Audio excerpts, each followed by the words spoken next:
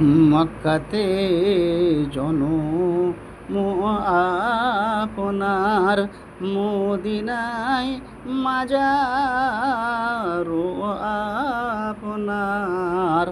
আপনি তো পেয়ারা আল্লাহর, আমি তো গুনাহগার উম্মত আপনার।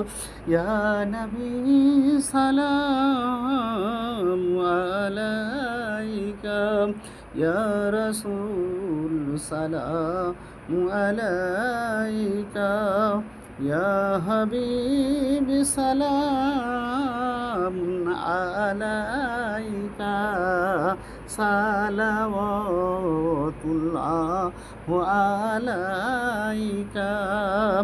দিলেতে তামান